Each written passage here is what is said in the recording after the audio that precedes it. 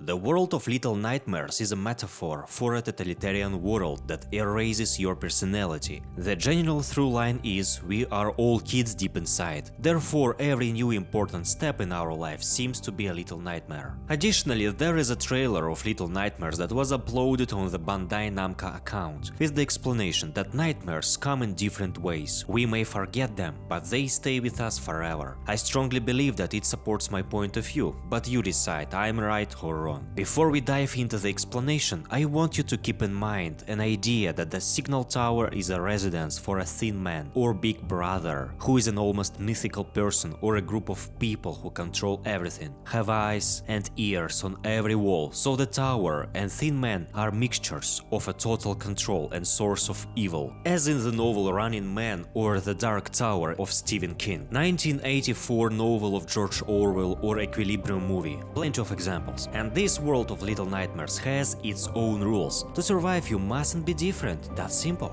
From my point of view, everything that happens in the game is a nightmare, but our brain tends to deform the reality and make it look worse. To explain all of this, we need to start from the beginning.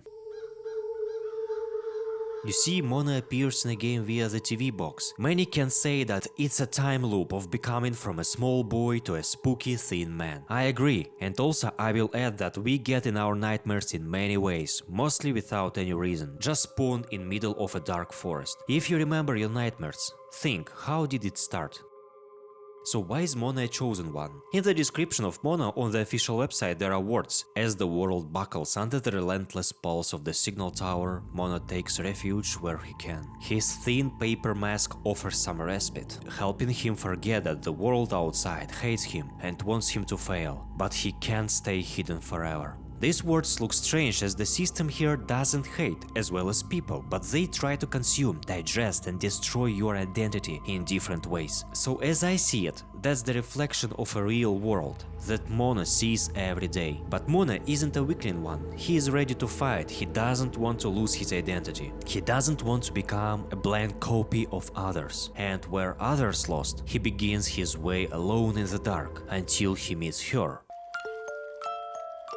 Six, who was captured by this bad hunter who has to finish her life. The only thing that she has is a small musical box. This is probably real and exists in a real world, because music and the musical box appears in the end as a strong memory. I think it's the only positive memory Six has. By the way, look at the wall behind Six. It gives us understanding that people who were caught have been to Pale City. Probably they were able to escape, but unfortunately have been caught. So Mona appears on Six's view and saves her. Both of them get rid of their fears at the same time. The girl escapes from a villain, the boy finds his friend, probably first friend, and by that finally escapes this dense, dark forest without the end. By breaking a door and metaphorically opening a new world for them, as hostile as previous one.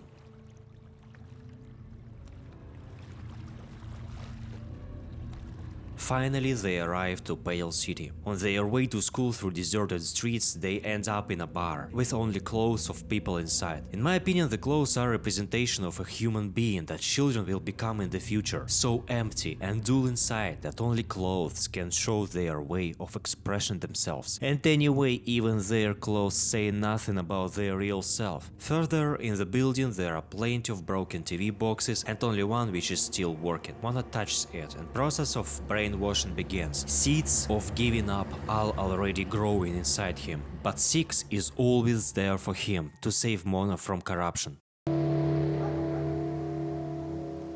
The second important step starts at school. Pay attention that a new beginning is opened through the window. In my opinion, that's an allusion to a new beginning that we have in our life. So-called windows that we open every time we develop and grow as a person. This new step is a school, or according to Bets, inside it's a refuge, one of the most important places in our self-development. But don't forget that Big Brother doesn't like single-minded come-outers, and the best way to prevent it is poor education. In the school, two friends meet hostile surroundings. Children are bullying them because they are not like the others. Teacher is a weird, sadistic woman who sees everything and everybody, insults, controls and punishes. That's the best way to destroy a human being. Show only antagonism, as this institution does perfectly well. Speaking about school children, I think moment where Mona throws a small brain represents empty-minded kids, that in this place nobody is being educated, but being taught aggressiveness and stupidity. It's so easy to remove their personality, teaching them to be copies of each other, putting their identities in a bottle on the top shelf, which a small child will never be able to reach. By breaking their heads, we see that kids are empty inside, just fragile, faience effigies, a new easy-to-control generation of mindless population who would watch TV all the time and waste their life. Keep in mind that it is an institution of education in this world. After such treatment and education, what place do children end up in? In a garbage bin. They are trash. No knowledges are granted, but hostility, fear and hopelessness are left. But at least 6 starts to trust Mona in acquiring of a raincoat. Did you spot the environment? There is rain, and the only thing that keeps her warm is a raincoat. That raincoat represents confidence in Mona. She is not alone.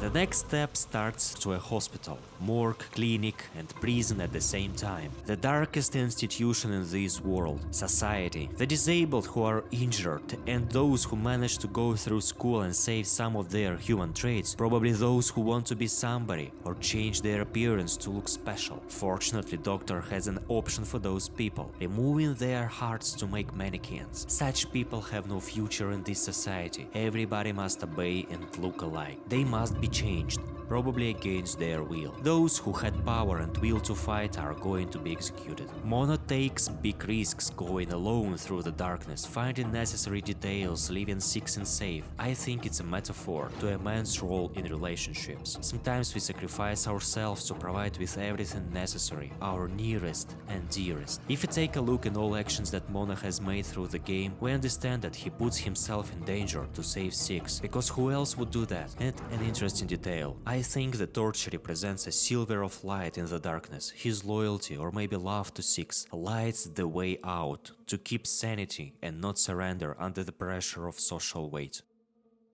And if you're still here, which is a big surprise for me, show me your appreciation with a like. It will make my day, and thank you.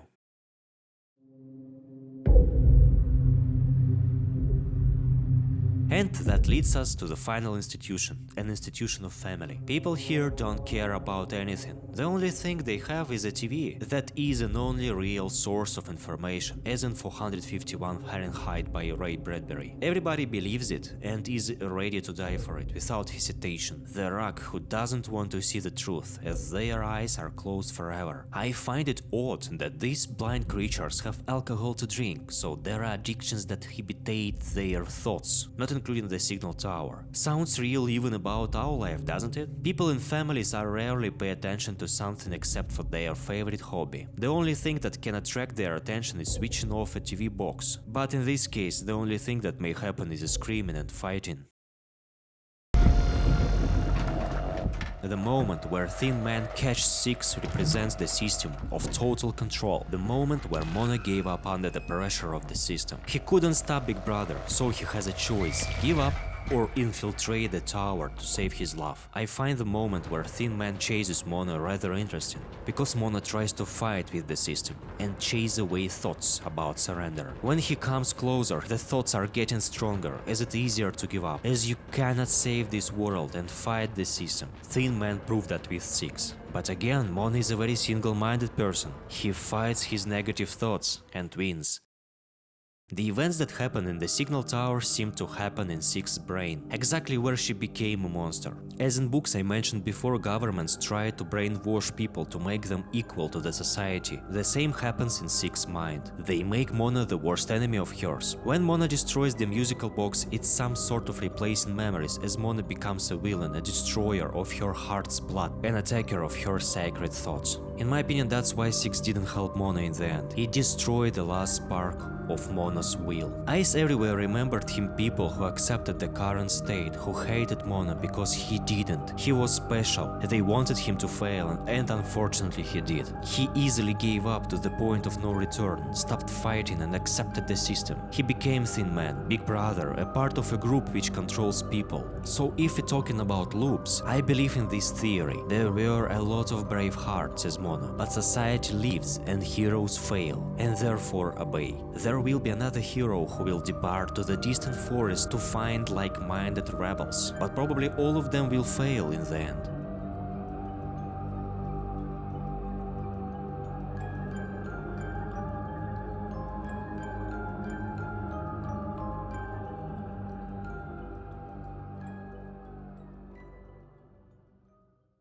Well, that was pessimistic, but I hope you liked the theory. If yes, don't forget to give a like, tell me your opinion in comments, and I hope you will have a great day. See you soon!